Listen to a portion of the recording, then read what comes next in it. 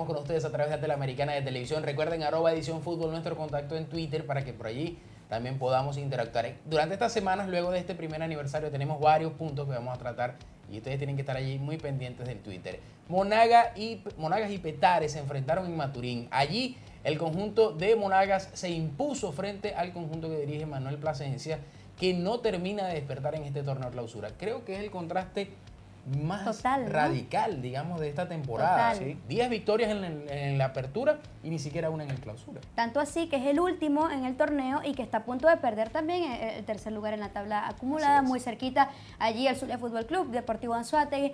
La verdad, totalmente radical. Decía Plasencia en declaraciones que leíamos entre semanas que él intentará cambiar piezas, que es lo que pudiera hacer, que eso siempre es molesto, pero que tiene que darle una vuelta al equipo. Se fue Richard Blanco, aún con Richard Blanco no despertaba el Deportivo Petare. Yo creo que Richard estaba enfocado en esa salida, ¿o no? Sí, estaba enfocado en irse, tenía muchas ganas de irse también, lo veíamos en sus declaraciones, las veces en las que hablaba de poder irse, pero un Monagas que fue bastante práctico, que marcó 2 tantos, y que hundió mucho más a, como tú dices, el contraste totalmente de un Deportivo Petare, que era un equipo durísimo en el torneo de apertura y que ahora es un equipo que se ha dejado ganar todos los partidos. Se ha dejado ganar, señora, ¿qué pasa? No solamente se ha dejado ganar, ese estatus de mejor visitante que compartía con el Club Deportivo Lara lo ha perdido completamente el Petare en este torneo clausura. Además, te encuentras un equipo como Monagas que solamente ha perdido un partido de 14 que ha jugado en el Estadio Monumental de Maturín, entonces fue otra combinación allí que le afecta aún más al rendimiento que está teniendo el cuadro dirigido por Manuel Plasencia. De verdad que no solamente,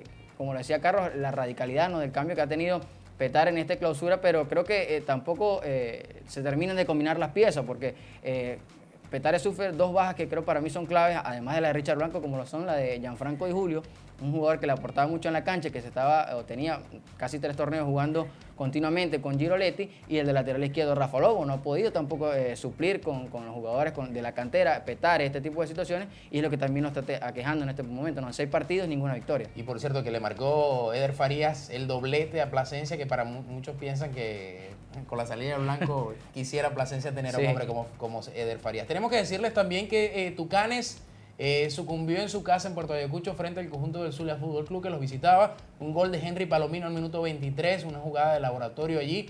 Y que, bueno, primera crisis que vive el conjunto de Tucanes desde que está Gilberto Angelucci al mando. Sí, no había perdido Tucanes 2 partidos consecutivos, esta vez son 4 partidos sin poder sumar, lamentablemente para un Tucanes de Amazonas que venía haciendo las cosas bien, pero que se le ha dado una gira complicada también en lo que es fuera de su casa, también afectado por muchas cuestiones extrafutbolísticas, sobre todo en el tema logístico, que ha pasado prácticamente semanas Tucanes fuera, de repente la gente no lo sabe, pero toda la semana pasada Tucanes la pasó fuera de su casa, no estaba entrenando en su estadio porque estaba en realidad rotando, porque regresar a Puerto Ayacucho es mucho más complicado. La gente se queja mucho y todos los equipos se quejan semana a semana cuando van a viajar a Puerto Ayacucho. Por eso escribía yo en el Twitter que nadie le pone el ojo a que Tucanes de Amazonas tiene que hacerlo para viajar con todo. Entonces yo creo que no deberían quejarse tanto, una fanaticada además que siempre atiende muy bien al fútbol venezolano. Lamentable para el equipo de Angelucci, viene para el equipo de Alex García, que no ha podido en casa, pero lo ha logrado como visitante de torneo. Sí, creo que además, desde el inicio de la temporada también lo comentaba, que es parte de la organización del torneo, de la logística de la federación,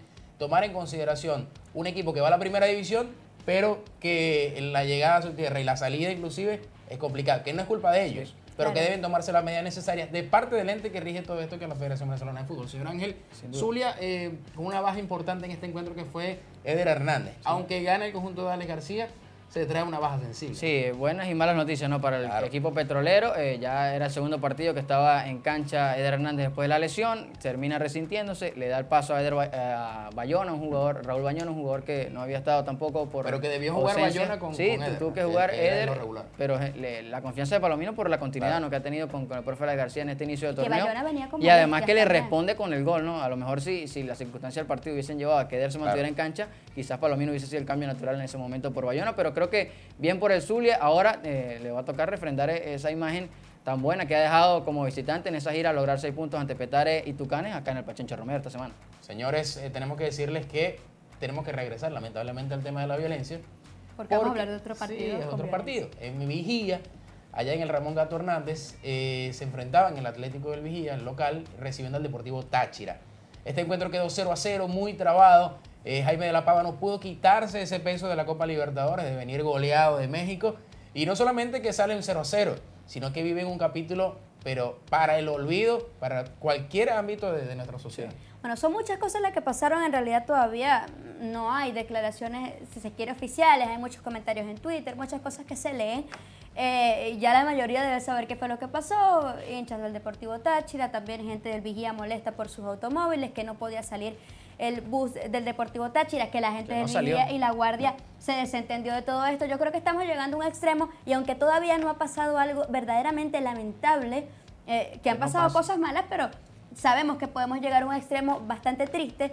Yo creo que ya esto era lo último que pueda pasar si hablamos de estos aspectos, que el jugador de fútbol, que el protagonista se sienta con peligro, esté en peligro en una cancha de fútbol profesional venezolano. Impresionante, señora Ángel Pereira, en unos escenarios en donde posteriormente no dejaban salir al bus de Táchira, al expreso, porque se decía, los que se vieron afectados porque les rompieron los vidrios de los carros, pedían que alguien les respondiera por eso. Sí, evidentemente, ¿no? También haciendo pues reclamos porque habían cancelado el tema del estacionamiento. Mientras vemos allí la tabla con el resto de los resultados de esta jornada 7, creo que el día de ayer los jugadores de Táchira estuvieron prácticamente secuestrados, ¿no? Por más de 8 horas.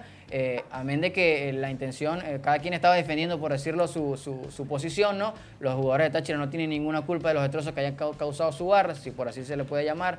Creo que no merecen ese nombre, no ese tipo de fanáticos, pero es lamentable, terrible, ¿no? Y además que tengan que salir en taxis. Los jugadores cuando están en una institución que trata de brindarle la mayor comodidad, ¿no? Para que tengan el rendimiento deseado. Por ejemplo, que tenía Andrés Rouga de llegar a la selección, si bien fueron otros aspectos. Sí.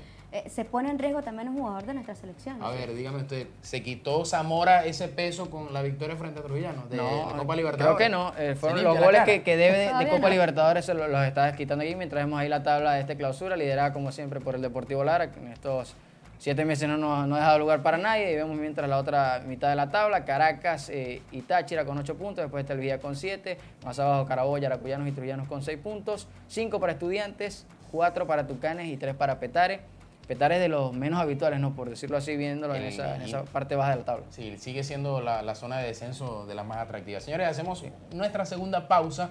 Esto es Edición Fútbol a través de Interamericana de Televisión. Al regreso hablamos de Vinotinto, porque esta semana juega nuestra selección allá en Málaga, en España. Ya venimos.